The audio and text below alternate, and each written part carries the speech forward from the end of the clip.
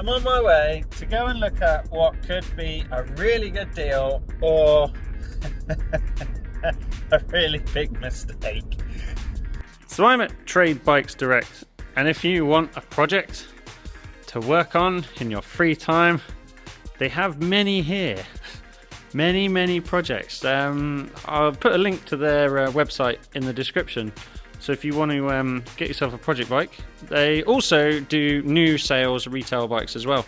So have a look, check them out. Really nice guys here, really polite, really well mannered, know their stuff, and they literally churn out sort of like 60 of these spares or repairs bikes every week. So if you want one, have a look. So,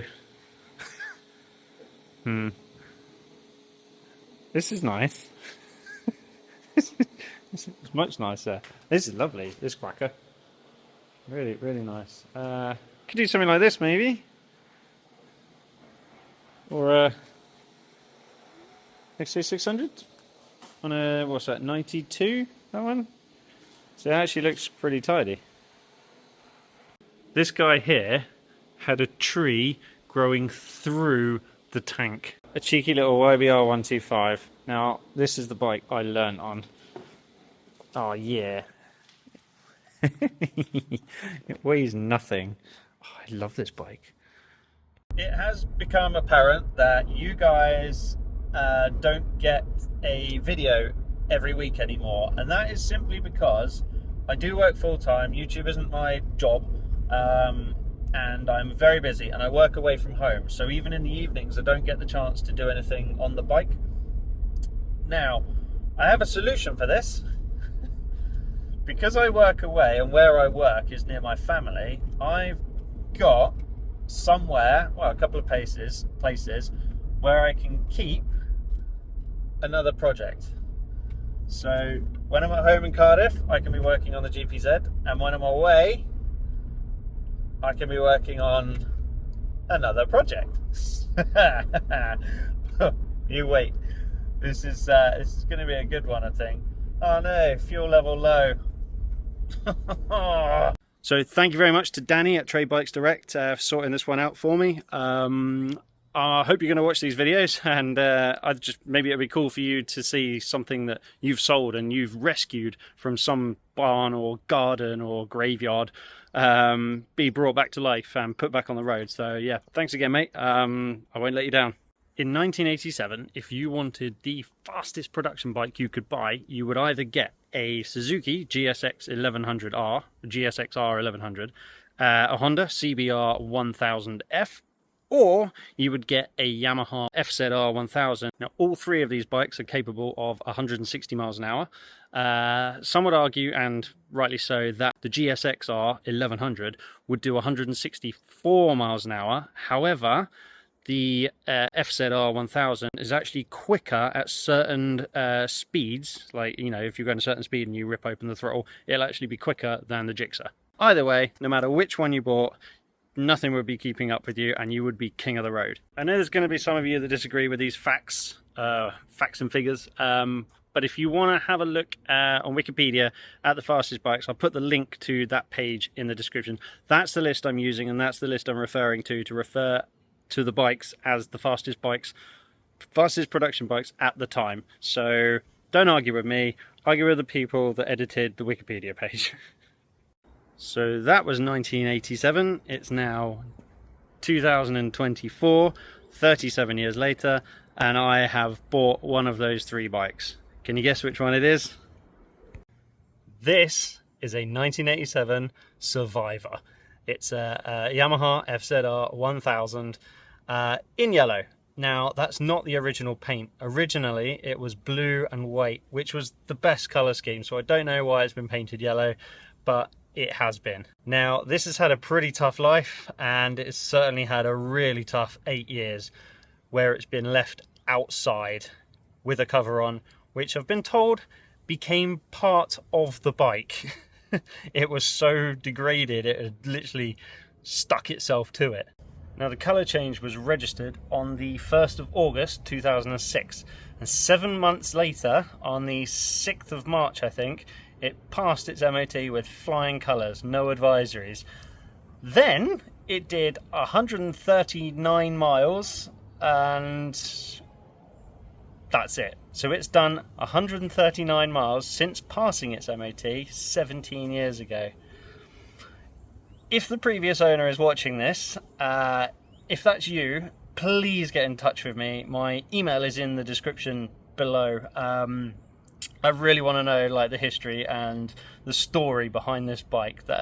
Please just give me a shout.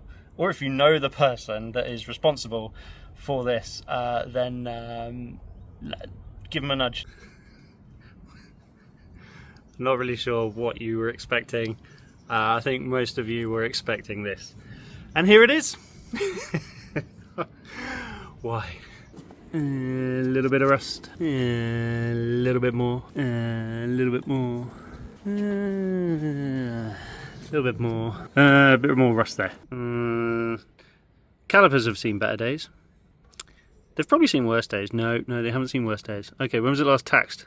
2008. That was a while ago. Apparently it's a bicycle. £62. That's gone up because it's now 117. Okay, so if we go by this being the last time it was taxed, that was 16 years ago. And I know for a fact, well, because I've been told, that this was sat outside for 8 years. So I think we can assume at this point, for 8 years, it sat in a barn. And for 8 years, it sat in the rain. I've been told that it was under a cover. But I've also been told that that cover had become part of the bike due to the weather. I mean, I've got very expensive Oxford covers for my bike and they only last 2 or 3 years. The weather just gets to them. Maybe that's just because I'm in Wales and Wales is wet. However, the key does turn. Let's see if it turns in the tank.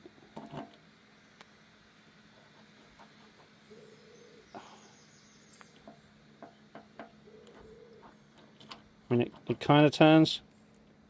Do you know what? Let's get some more keys cut before we snap the only one I've got.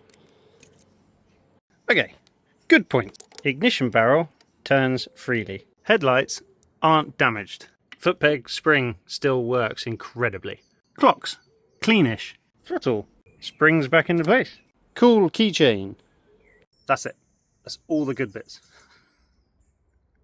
Bad bits. Chain, rusty. Sprocket, rusty. Engine, rusty. Fuel tank, unopenable. Handlebars and framework, rusty. Calipers, very bad. Front discs, rusty. Fork seals, very bad. Seat, broken. Rear indicator, missing. Decals, awful. Glitter, Union Jack, tank protector. Front brake lever, doesn't work. Clutch, doesn't work. Gearbox, probably doesn't work. Battery, dead. Messy wiring. Start button doesn't appear operatable. The paint job looks great from here, but as you get closer to it, it's not. It's got runs and blemishes, flaking, and if you look carefully, you can still see this was blue because they haven't done a great job at painting it in the first place. Wouldn't it be amazing if I could actually just polish the yellow off and get the original colour scheme back? I don't think that's going to happen though. I mean, the wheels would have been white and that is yellow straight onto the aluminium, so there's definitely no remnants of white left on the wheels.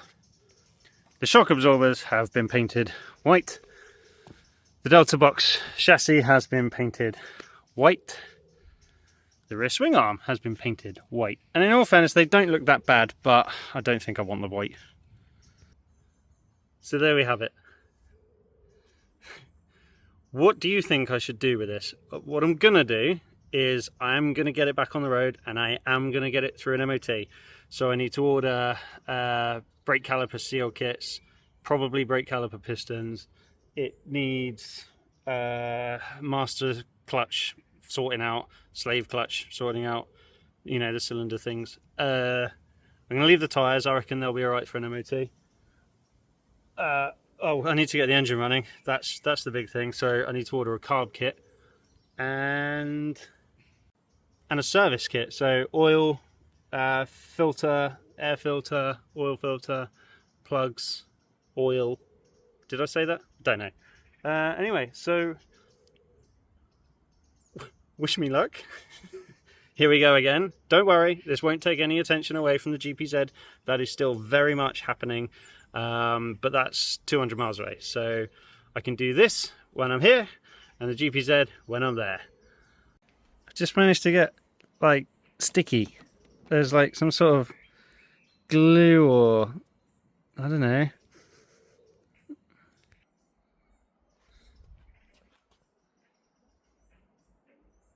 It doesn't really smell of anything. I don't know what that is.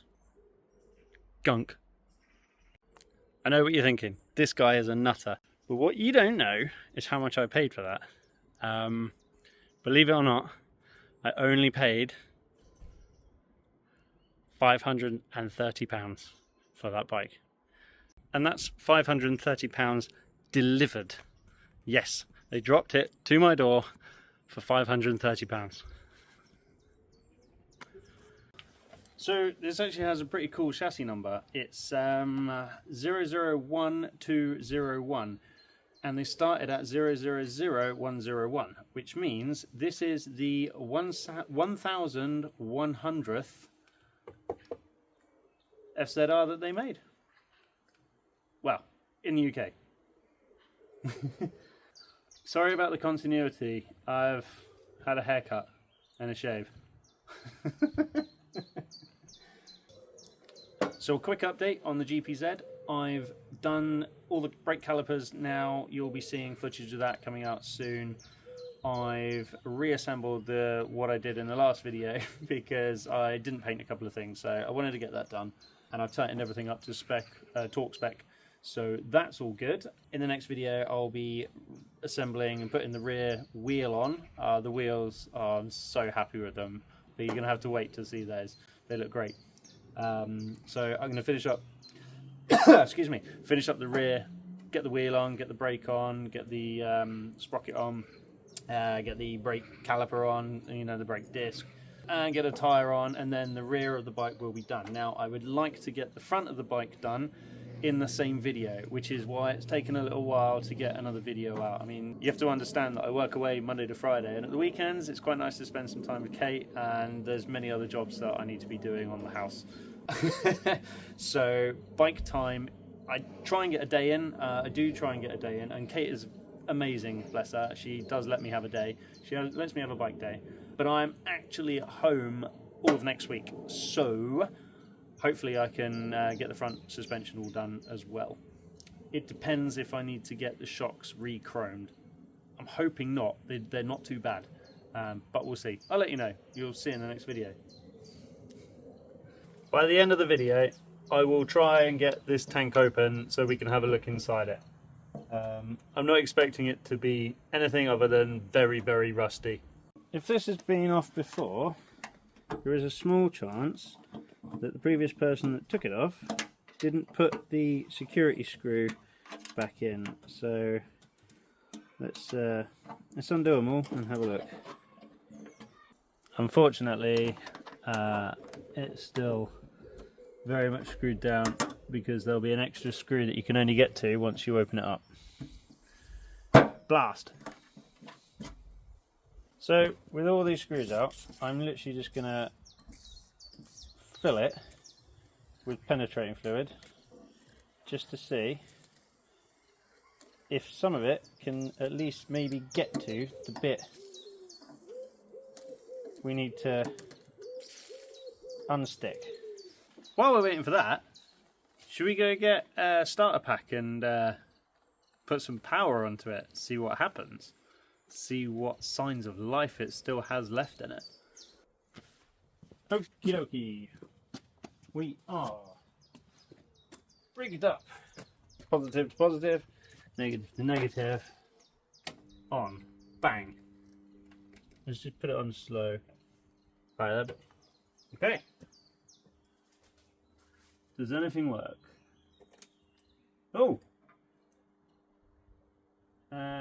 apparently it's doing 6,000 revs. But it is in neutral. Come and have a look. See? I think that might be an error code. Possibly an electrical, it's trying to tell us something, because I know my Thundercat does this weird thing with the rev counter when the fuel sender is unplugged. So maybe the fuel sender is unplugged. What happens if I press this? Nothing. Oh wait, now what happens if I press it? Nothing. Okay, that actually feels like it's not doing anything.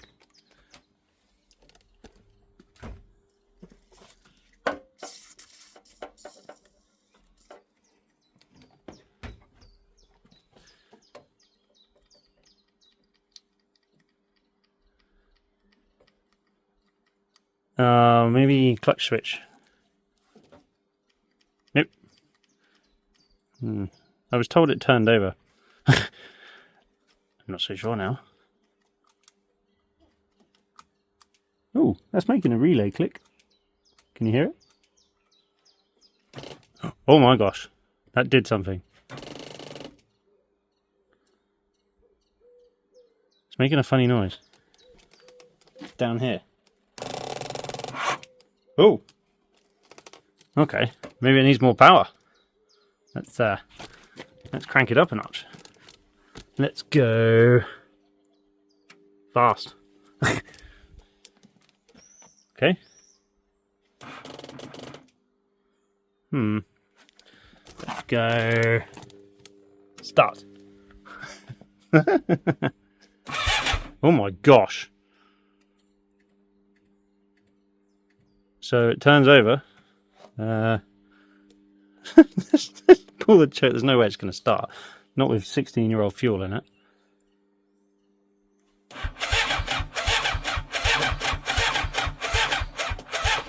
Well, it turns over. That's a good sign, right? Means it's not seized. Okay, let's have a quick whiz round. What works? The neutral light works. The starter button works if you press it really hard. The engine cut-off switch, that works, and displays an oil light when you try and press it with the engine start light off. If you press it like that. Okay, that still doesn't work. So the starter switch was working, now it's decided not to, and the oil light's coming on. Maybe it means it just doesn't have enough oil in it. Who knows? Does the horn work? Kind of. Oh my gosh, yes, the horn works. What about the lights? Do we have lights? Wow, the lights work. Okay, this is getting better. I think the bulb might have gone behind the rev counter there. Oh well. Main beam. That's a cute little light. Seems to be doing something on the outside of the bike. Rear light works. Brake lights? Brake light works. Wow. Okay, loads of stuff works. And that battery is actually charging. Mental. I would not have expected that. I'll take it out and actually put it on the bench to charge it up properly, I think.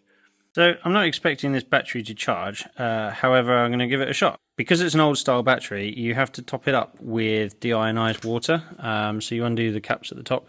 Inside the battery you can see these fins, and you want the water level ideally to be just above them. What I'm going to do is go by this upper and lower limit on the side. Now I've put my torch on the other side so I can see the water level. I've got a little funnel. And a jug,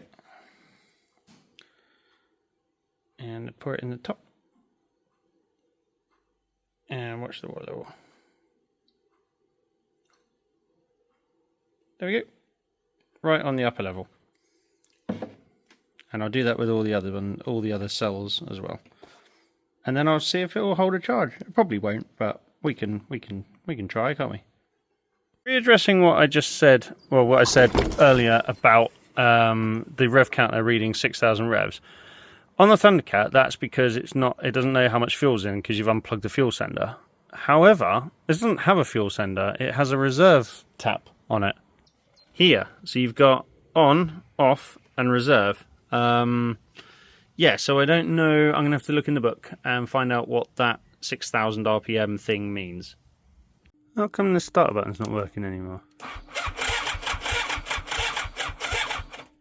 Because the lights were on. Oh, I think it's just dodgy switches.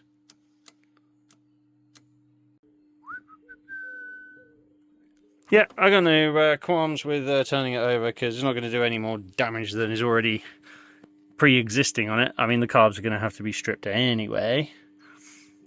So I guess I probably should crack on with that. I've been off and I've bought another key and I'm going to attempt to turn this using some pliers. Now what you're about to see is either me get into the tank successfully or you're going to see me snap a key. So, ready?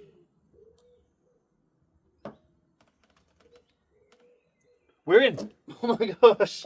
We are in! Okay, I haven't looked. Let's look together. Come with me.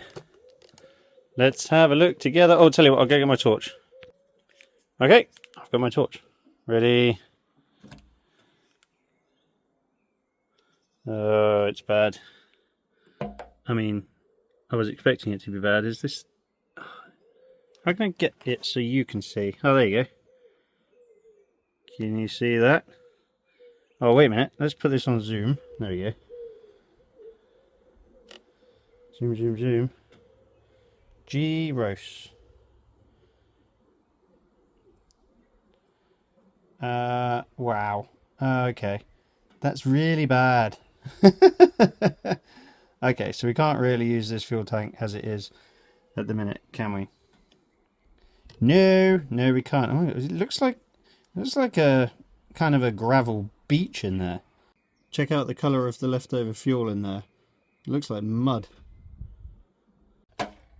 I'm going to shut that and deal with it later. Okay.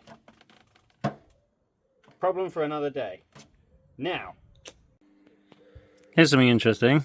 This bolt, finger tight. Okay. Let's lift the tank up, see what's under there. So there's fuel in here, but there's nothing attached to it. Ah, right, so the fuel has been turned off there. Okay, interesting. Very interesting. It's very minging in here. I will show you in a second. Let me go get something to take the tank off properly. Ooh, do I need it? No, also finger tight. Ooh. I'm not expecting this to be that dissimilar to my Thundercat, which I've had the carbs off many a times. One tank. Remove. Well, there we go. Oh. Well, that wasn't attached. In all fairness, I should have known by the sound when I tried to start it that this wasn't attached to this. You could tell it was just extra loud. And also, this is snapped off, which is for one of these pipes, and you can see that bit of snapped offness is in there. Also, okay, so these are the ones that go to the fuel tank, and if you look on the bottom of the fuel tank, that has snapped off. That's not the end of the world, because that's actually just a piece of the rubber tube that snapped. Oh, and it used to be blue. Right, let's get you guys in there so you can see what I'm doing. So, the airbox wasn't clamped onto the carbs, which, as you can see, are rather minging. However, ooh, do these work? Okay. Okay, so a little bit of persuasion, and these are all now freed up. And butterflies work quite nicely. You can guarantee they're absolutely full of fuel, and all the jets will be blocked. So that whole thing needs stripping apart and rebuilding. I've got a really bad idea right? What happens if we spray a little bit of Easy Start in the carburetors and then try and turn it over? Let's find out. Because it does turn over. Okay. One in each cylinder. Let's open up the butterflies. Two in each cylinder. I don't really want to be leaning across that. I'm going to go stand on the other side. And I should probably have a fire extinguisher handy. It has a fire extinguisher handy.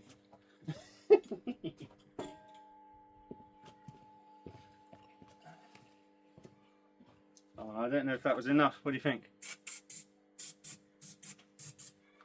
Ready?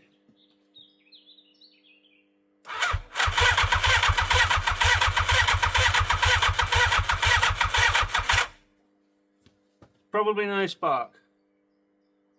Probably a good thing. Okay. Well, we know where we're at, don't we? Start taking stuff apart. That's my favourite bit. Ooh, chassis number.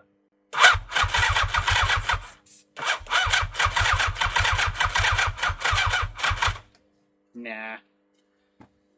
That ain't gonna work. I wasn't expecting it to, but how cool would it have been if it did? Anyway. Those carbs actually look really quite nice on the inside from what I can see. They don't look bad at all. And the bores look quite clean. The idle screw adjuster is very rusty. Do you know what? This might actually look a little bit worse than the GPZ. And the reason for that is the GPZ was not outside for 8 years. It was actually in a barn. It's not a lost cause. Of course, nothing's a lost cause, is it? Really? Even me. I'm not a lost cause. Okay, right. So we know where we're at. It doesn't start, but everything else works. Yeah, that's something to take away from this, isn't it? Everything works, apart from the engine, and the brakes, and the clutch. Probably the gearbox. Okay, there's quite a bit that doesn't work. But we will make it work. It's what we're here for, right? I hope you enjoyed this video. I certainly enjoy making things like this. This is the best part of any project. When you first get it and you start looking around it and discovering what it needs, what's wrong with it, what's right with it, the good bits, the bad bits. It's the best part of any project. Second best part of any project is what I'm currently doing on my GPZ 900R. If you haven't seen that, go check out my videos. I'll put them here and here. That's what most people do. They point and then there's no video that appears, so they probably won't be here and here, but they'll be somewhere around. If they're not here and here, I'll put them in a link in the description. How about that? Or maybe I can put like a little tag thing up this side. Might be this side. Either way, yeah, go check them out. If you enjoyed watching this and you want to see more of this, then hit that subscribe button and the little bell thing, and you'll get notifications from when I upload the next video. If you liked it, then give me a thumbs up. If you want to leave me a comment, stick a comment below and I will reply to it. I reply to all my comments at the minute because I don't get that many. And yeah, I will see you next time. Cheers.